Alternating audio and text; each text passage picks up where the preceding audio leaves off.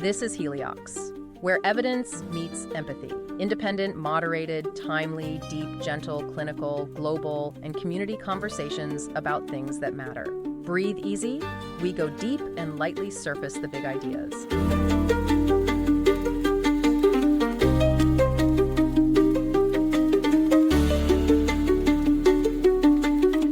Welcome to the Deep Dive, where we take a stack of compelling sources and, well, we pull out the most important insights.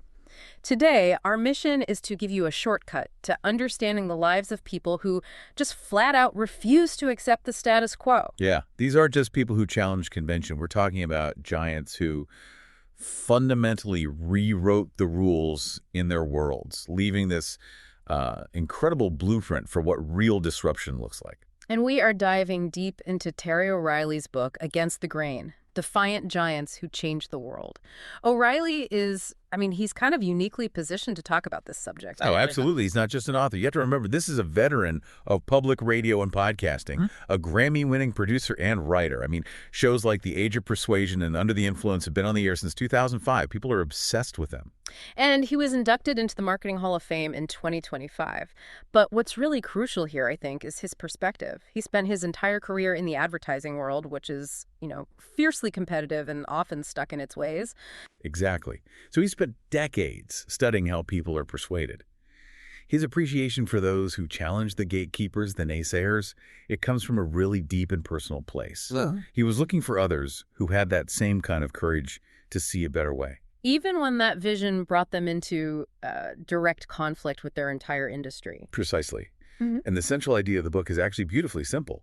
He says these brave people, they attacked cherished beliefs, not because they wanted to destroy things, but because they envisioned a fundamentally better way of operating. Whether that was building an iron tower or selling soap or, running a city. Right. And the fury they unleashed, that was just the predictable response of the status quo trying to protect itself. Okay, so let's frame this whole deep dive with a core concept that O'Reilly brings up, which he borrows from the writer Bill Taylor. It's the idea of Vujá Dé. Vujá Dé. We all know déjà vu, right?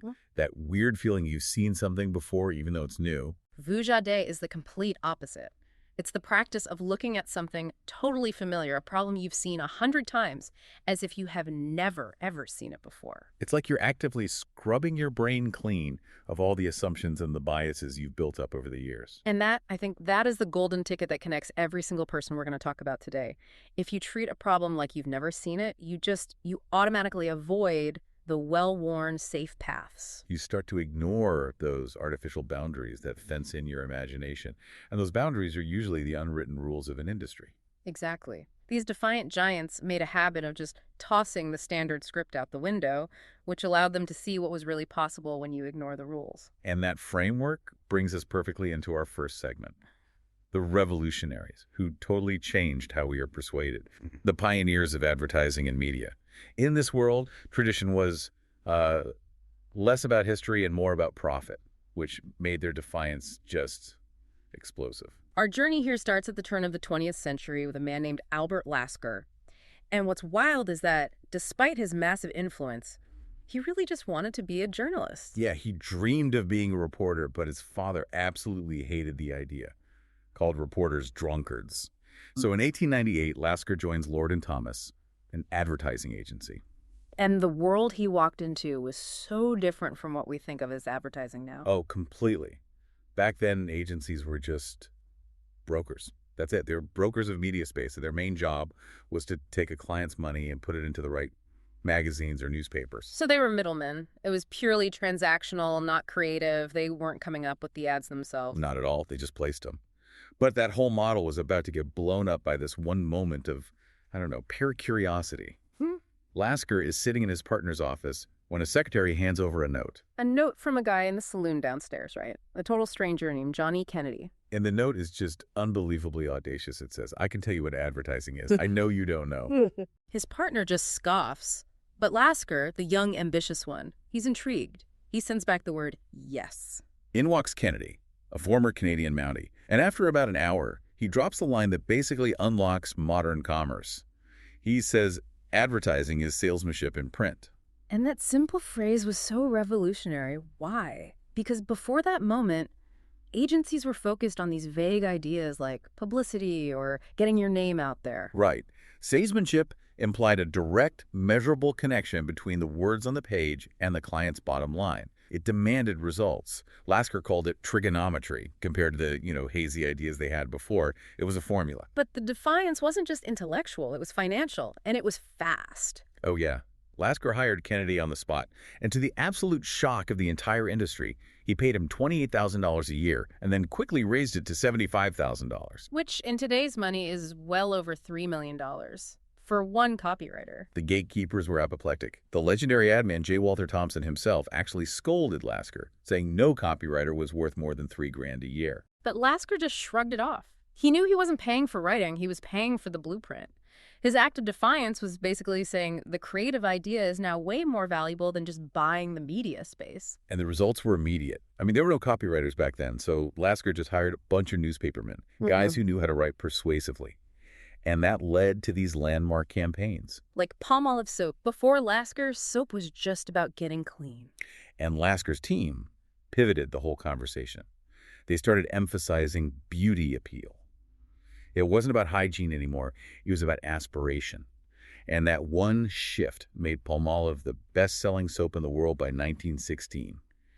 They literally changed what the product meant to people. Or the Sunkist campaign. That wasn't born from aspiration, it was born from a crisis. Yeah. Orange growers were producing so many oranges that the price had collapsed. They were about to start chopping down their own groves. A traditional agency might have just suggested, buying more ads, but Lasker's salesmanship approach was different. It was a structural solution. Yeah. They invented a new use for the product. It sounds so simple now, but it was unheard of. They started advertising the idea of drinking orange juice every day for your health. Not just eating oranges. Right. And that one idea created a massive, sustained increase in demand. It saved the entire industry. My favorite one, though, the one that really shows an understanding of the audience, is the Kotex campaign. The product was revolutionary, but women were just too embarrassed to ask a male pharmacist for it by name. This was a huge barrier, a classic unwritten rule. So Lasker's first act of defiance was to insist on really candid, open print ads describing the product. A lot of magazines banned them at first. But the real genius was solving the problem in the store. Exactly. He told retailers to wrap the boxes in plain white paper, no logo, and stack them on the counter right next to a change box. A woman could just put 50 cents in and take a package without ever having to say a word. It was a complete empathetic rejection of the standard sales process. Just brilliant. And that philosophy just kept going. They pioneered national radio advertising with Amos and Andy for Pepsodent, and sales doubled. Lasker truly built the industry. And then, 4 decades later, the very foundation that Lasker built became the establishment that needed to be defied. So if Lasker wrote the rules, Bill Bernbach came along to break them. Bernbach was worried. He saw the industry getting stagnant, just repeating itself. In 1947, he wrote this now famous letter to his bosses at Gray Advertising. The warning letter. Yeah, he warned them they were falling into the trap of bigness. They were worshiping technique over art, following history instead of making it. He felt like originality was just being sacrificed for safety. And he had that great line, rules are prisons. And when they didn't listen, he left and co-founded Doyle Dane Bernbach, DDB. His goal was just to put creativity and humanity first. So what was his first, structural act of defiance? It was organizational. He pioneered the model that every ad agency in the world uses today. He paired writers with art directors. Which sounds so obvious now. But back then, they were in totally separate departments. Art director would just get a written brief and lay it out. Bernbach insisted that the words and the art had to be born together. That synergy was where the big ideas came from. And his whole philosophy is summed up in that perfect quote, "I've got a great gimmick, let's tell the truth." He just hated hyperbole. Yeah. He resisted all the boastful claims and the fake perfection that had defined advertising for decades. He believed in honesty, wit, and crucially, self-deprecation. And that whole ethos got tested right away under some pretty incredible historical pressure. For sure. DDB, a Jewish-led agency, takes on the Volkswagen account, a German car just 15 years after World War II. It was an incredibly provocative decision. But Bernbach saw past the history. He saw an honest, simple, reliable product. And instead of trying to hide the car's weaknesses, that it was small and kind of ugly and slow, he embraced them. He turned the small, cheap, ugly, slow, imported Nazi car into this beloved American icon. Those ads are legendary. Think small. Lemon. They didn't pretend the Beatle was something it wasn't. They used humor and transparency. And that vulnerability, that honesty, it just resonated with people. It built trust in a way that aggressive boasting never could. Yeah. That campaign is, I mean, it's still the most studied ad campaign in history for a reason. DDB also became the champion for the underdog. I'm thinking of the Avis campaign. Oh, yeah. Avis had lost money for 11 years straight. They were getting crushed by Hertz, the market leader. And Birnbach knew that trying to outboast Hertz was just a losing game. So they did the unthinkable. They leaned into the disadvantage. They embraced it with a slogan that was just revolutionary in its honesty. We're only #2, but we try harder. And when they tested that idea, half the people hated it, right? Conventional wisdom would have said to kill it. 50% of respondents disliked the idea of boasting about being second. The research screamed, don't do it. But Birnbach stuck with it. He understood that people are naturally skeptical of the market leader. Being number 2 gave them instant credibility. It's a sympathetic story. The striving underdog. And it worked instantly. Avis's market share just soared. It proved that honesty and wit could be these incredibly powerful tools of persuasion, even when you're going up against a Goliath. Okay, so if Madison Avenue was one battleground, Hollywood was another. And here, the defiant giant was a total outsider named Tom Laughlin, who made the film Billy Jack. Laughlin's story is just a perfect example of how an institution will try to smother an idea that doesn't fit its mold. Warner Bros.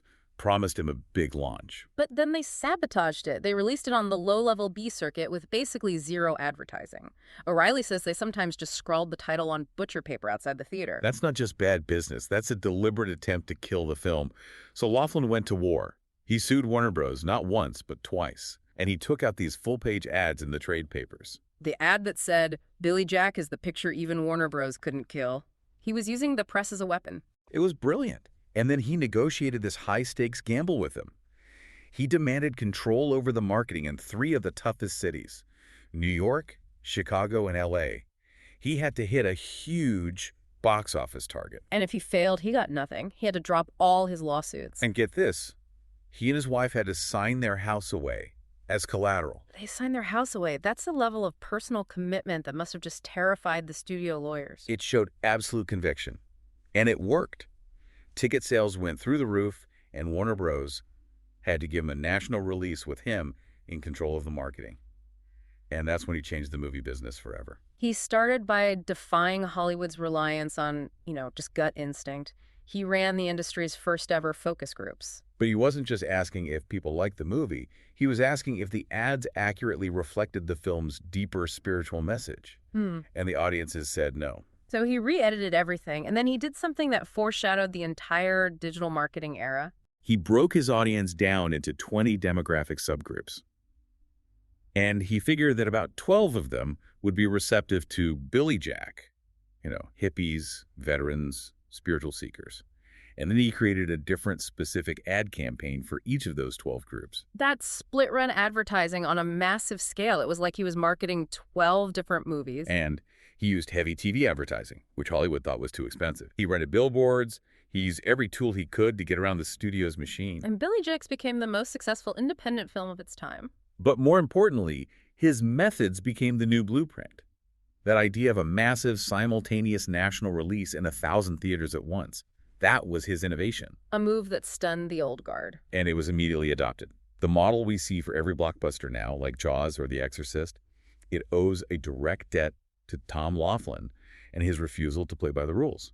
And we see that same instinct for wresting control, for defying the industry, in today's music world with Taylor Swift. O'Reilly even notes that he had to keep revising her chapter because she kept breaking new ground. She is the modern maverick marketer. Yeah. She's constantly evolving, but her brand is always consistent and focused on one thing, the music. She defied that whole superstar model of the last 2 decades. Right. No branded perfumes, no clothing lines, no liquor deals. Her most revolutionary strategy is that deep, authentic connection she has with her fans. O'Reilly points to Taylorking, where she watches fans' social media to see what they're saying, and of course the legendary secret sessions. The secret sessions were it was Walt Disney-level customer service, inviting superfans, often the ones who couldn't afford tickets, into her actual homes for listening parties. That creates a level of loyalty that is just unbreakable. And she turned every album release into this collaborative treasure hunt with her Easter eggs. She'll use, a color or her nail polish or a single red heart emoji to hint at what's coming next. It's not just promotion, it's involvement. It makes the fans feel like they're part of the process. But the core of her corporate defiance is her fight for ownership, re-recording her entire back catalog to regain control of her master recordings after they were sold without her consent. And that wasn't just a legal fight, it was a public education campaign. She brought her fans along with her, explaining why she was doing it. And they locked arms with her. Major networks like iHeartRadio publicly agreed to only play Taylor's version of the songs. It was a massive show of force. The economic impact of this is what O'Reilly calls the Taylor effect. Her Eras tour didn't just break records, it shattered them. Over $2 billion in ticket sales, doubling any other tour in history. And it boosted the U.S. economy by a staggering $5.7 billion. It's why she was named Times Person of the Year in 2023, the first entertainer ever to get that title. She proved that in this new era, control and loyalty are the ultimate forms of leverage. So if the first battleground was human persuasion, the next is defiance against, the laws of physics and the constraints of bureaucracy. We're moving into engineering and impossible timelines, starting with Gustav Eiffel, the builder of, the world's most recognizable structure. And his background is so interesting. He was not a great student. He hated school, was always bored, and he specialized in chemistry, not engineering or metallurgy. He was even bad at technical drawing. Yet he became this absolute master of iron. He pioneered the use of rivets, and he developed this patented process that demanded just fanatical precision. And that precision is the key to his defiance. He demanded that every single piece of iron arrive at the construction site forged and drilled to an error margin of less than 1/10 of a millimeter. That's an insane level of accuracy for the 1880s. It meant no on-site adjustments, no delays. It was all pre-planned to eliminate human error. And that precision is what allowed him to take the ultimate gamble. For the 1889 exposition, he submitted his tower design. The government was skeptical, so they only put up 1.5 million francs. Leaving Eiffel to cover the remaining 5 million himself. It was an extraordinary personal risk. He had to cover the equivalent of about $7.5 million today. And the city was happy to let him because they fully expected him to fail. They thought they'd just tear the whole thing down in a decade. And what followed was just this unmitigated fury from the Parisian artistic elite. They were incensed. They called it a useless and monstrous Eiffel Tower, a gigantic black factory chimney. Citizens actually sued because they were afraid it would fall over on their houses. But Eiffel's defiance was rooted in science. He patiently explained that the lattice structure wasn't just for looks and allowed the wind to pass right through it, which is what kept it from toppling. And he emphasized its practical uses for wartime observation, for meteorology. He framed it as an indispensable tool, not just an attraction. And his planning paid off. The tower was finished in just 26 months. And the financial risk. He covered all its costs in the very first year. And the utility he predicted is what saved it. 20 years later, when the city was supposed to tear it down, they couldn't. It had become essential as a radio antenna for wireless broadcasting. A technology that didn't even really exist when he built it. His defiance became essential infrastructure. So from structures that conquer gravity, we move to structures that conquer time and bureaucracy with Clarence Kelly Johnson, the mind behind Lockheed's Skunk Works. Johnson was audacious from day one. At age 23, fresh out of grad school, he walks back into Lockheed and tells his boss that their brand new cutting-edge airplane, the Model 10 Electra, was unstable in all directions. That is career suicide on your first day, to just walk in and attack the company's flagship product. But his boss saw a brilliant mind, not just arrogance, and he told Johnson to fix it, which he did by designing that unusual twin tail. It was an early sign that he didn't think conventionally. And then, in 1943, World War II pushes the stakes way up. The Allies are facing the Nazi Me-262 jet fighter.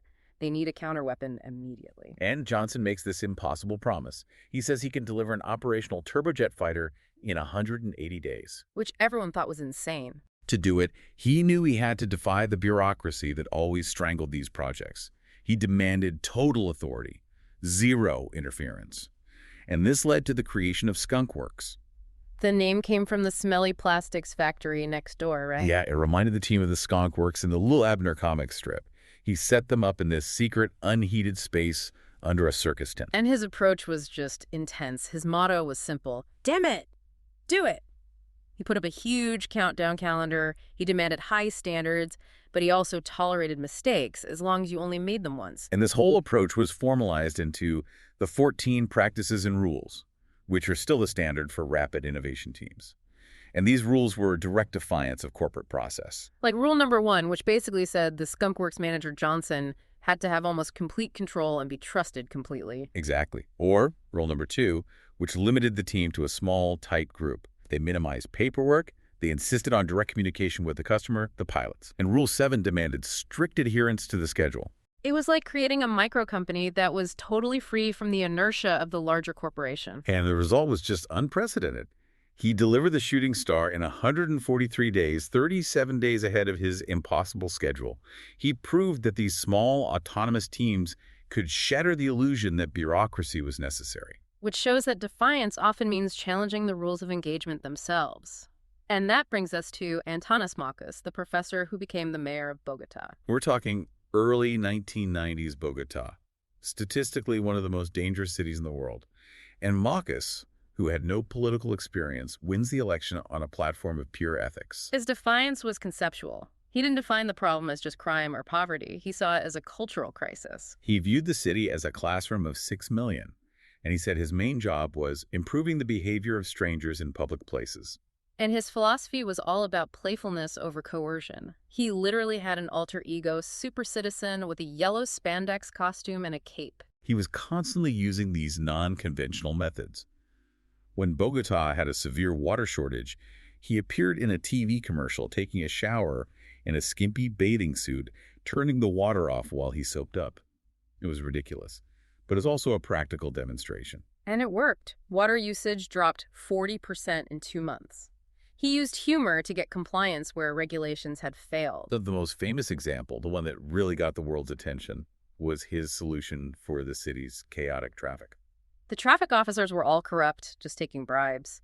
And Marcus had this insight that Colombians feared public ridicule more than they feared a fine. So he did his radical experiment. He fired 1,800 corrupt traffic officers, and he hired 400 professional mimes. Mimes? The Pris must have had a field day with that. Oh, they screamed that it was a frivolous stunt. They said it couldn't work because mimes can't write tickets or make arrests. But it did work. Beautifully. The change was profound. Pedestrian deaths dropped by more than half. The city's homicide rate fell by 70% over the next decade. Marcus proved that these cultural interventions, he called it cultural acupuncture, could create real change. Okay, but I have to ask a critical question here. Isn't replacing police with mimes a little paternalistic? Like you're treating citizens like children who only respond to being shamed? That's a really important point.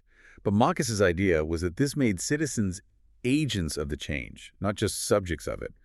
When a mime ridicules you for running a red light, you're not dealing with an authority figure. You're dealing with a mirror that's reflecting your own bad behavior back to the community. Ah, so it's less about the state coercing you and more about using social pressure to build a better civic culture. Exactly. He showed that some problems can't be solved with just laws.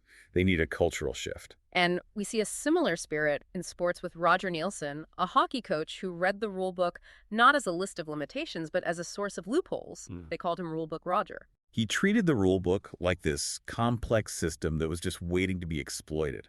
He'd spent time in baseball, and his tactics were all about misdirection. Like his famous hidden apple trick. It was pure theater. On a play at the plate, his catcher would throw a peeled apple high over the third baseman's head. It looked like a wild throw. The runner would jog home, smug, and then get tagged out by the catcher, who had the real ball hidden in his glove the whole time. That's amazing.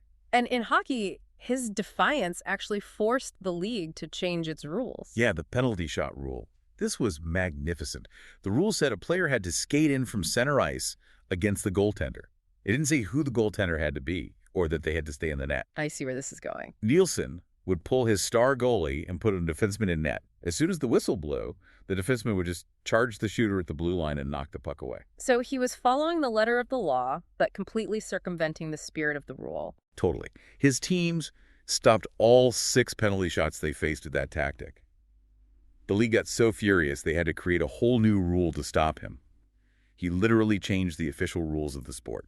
But he wasn't just a trickster. O'Reilly says he was a real innovator in coaching. Absolutely. He was the first coach to bring in mandatory off-season training. He hired the first assistant coach. He pioneered using wireless headsets on the bench, literally pestering Motorola to help him develop the tech. He took these mediocre teams, like the Vancouver Canucks, and turned them into contenders, just through tactical brilliance. And if Nielsen's defiance was intellectual, Dick Fosbury's was purely physical. It was an accident of genius. The high jump. Yeah. The techniques had been standard for 50 years, the scissors, the straddle, and Fosbury was struggling with all of them. Yeah, he was about to quit track. Then during one meet in 1963, he makes what O'Reilly calls an on-site engineering adjustment. He just reflexively went up and over the bar, backward, landing on his shoulders. He started clearing heights he'd never come close to before, and the officials were totally flustered. They checked the rule book and realized there was no rule against landing on your back. He faced immediate, intense scorn. They called him the world's laziest high jumper. Said he looked like a fish flopping into a boat. But his ultimate act of defiance was to embrace the name. He called it the Fosbury flop, a flop that was a success. And he just kept refining it. The key was that the flop lets the jumper's center of gravity pass under the bar while their body goes over it. It was a physical impossibility with the old techniques. So at the 1968 Olympics, he wins the gold medal, sets a record, and proves his method was superior. And today, every single elite high jumper in the world uses the flop. It's the ultimate example of a mocked innovation, completely replacing the old standard. So now let's explore the power of just sheer willpower, focusing on people who overcame these deeply entrenched systemic obstacles. And Richard Williams, the father of Venus and Serena, is the absolute epitome of this. He grew up in segregated Shreveport, Louisiana, facing constant violence for just refusing to bow to white authority. His mother instilled this deep sense of self-respect in him. And that history shaped everything. His defiant moment came when he saw a female tennis player win $40,000 in 4 days on TV, and he just decided right then, I'm going to have 2 kids and put them into tennis. And it wasn't a wish, it was a strategy. He wrote a 78-page document, a plan covering every single aspect of their training, their finances, their education. His goal was to bring 2 African-American women from the ghetto to the very top of this bleach-white elitist sport. This required just immense mental toughness. He moved his family back to gang-ridden Compton. And he personally fought gang members for a year just to get and keep control of the public tennis courts. He got broken ribs, lost teeth, and Venus watched it all, learning what courage really meant. He called it the Williams Life Triangle, right? Yeah. Courage, commitment, and confidence, with faith in the middle. Commitment meant sticking to the plan.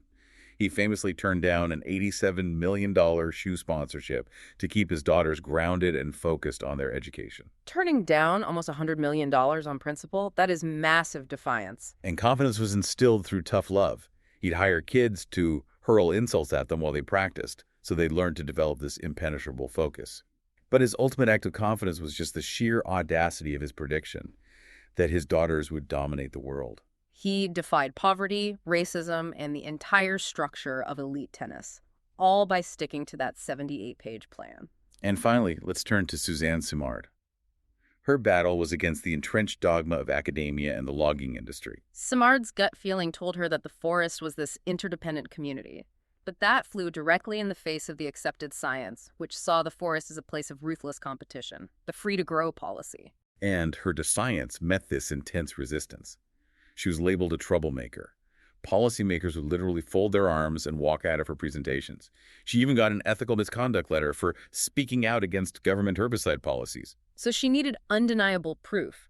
How did she, as this sort of lone academic, figure out how to measure the invisible communication happening underground? She came up with this daring but inexpensive experiment using radioactive carbon isotopes, C14 and C13. She'd seal seedlings of 2 different species, say a birch and a fir, in plastic bags and pump in the radioactive gas. So she was giving one tree a traceable chemical signature. Exactly. And by injecting the traceable carbon into the birch, which the industry considered a demon weed, she could track where that carbon went. And what she found was astonishing. The radioactive C14 was showing up in the shaded 4 seedlings. It proved there was this miraculous conversation happening underground, an exchange of resources through the fungal network, the wood wide web. And the most counterintuitive part, the birch, which the logging industry was paying to eradicate, was generously donating its resources to the more commercially valuable fur, especially when the fur was struggling.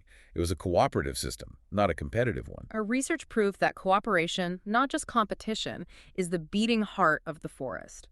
And her work eventually led to a 50% reduction in herbicide spraying in British Columbia. Her battle was fiercely lonely, but by providing that measurable, scientific defiance, she forced the world to completely change how it views an entire ecosystem. What an incredible collection of stories. As we look back on all of them, Lasker and Bernbach, Laughlin and Swift, Eiffel and Johnson, all of them, the most powerful connection is just that sheer, uncompromising willpower. Yeah, they all risked everything to break rules, and most of those rules were unwritten. And that unleashed that unmitigated fury from the status quo. You see the pattern so clearly. Lasker sets the rules of advertising, and 40 years later, Bernbach comes along to break them. In almost every case, the resistance was rooted in institutional ego, fear, and, protecting profits. They were often these lonely hunters, fueled by perseverance, mocked by critics. I mean, think of Fosbury looking like a flopping fish, or Eiffel's Tower being called a gigantic black factory chimney. Richard Williams had to fight gangs just to find a place to train his daughters. They all stood chin to chin with the established order and just refused to back down because they knew there was a better way. And in every case, they used that principle of Vujá Dé. They look at their familiar world with fresh eyes, and they saw what everyone else was missing because they chose to forget what they thought they knew. The essential takeaway here, I think, is that profound change often starts not with some new invention, but with a simple reinterpretation of the rules, or just the willingness to address the elephant in the room that everyone else has agreed to ignore. So what does this all mean for you? We've talked about how these individuals faced rejection and mockery, but ultimately prevailed. What is the one widely accepted sacred belief in your own field or in your own life that if you challenged it, could revolutionize the path forward? Are you willing to embrace Vujá Dé and risk the fury to find a better way? That's a great question to sit with. The book, again, is Against the Grain, Defiant Giants Who Changed the World by Terry O'Reilly. And it's out now and available at your favorite bookstore. Thank you for joining us for this deep dive. We'll be back next time, digging into another stack of sources that challenge how we see the world. Thanks for listening today. 4 recurring narratives underlie every episode: boundary dissolution, adaptive complexity, embodied knowledge, and quantum-like uncertainty. These aren't just philosophical musings, but frameworks for understanding our modern world. We hope you continue exploring our other podcasts, responding to the content, and checking out our related articles at helioxpodcast.substack.com.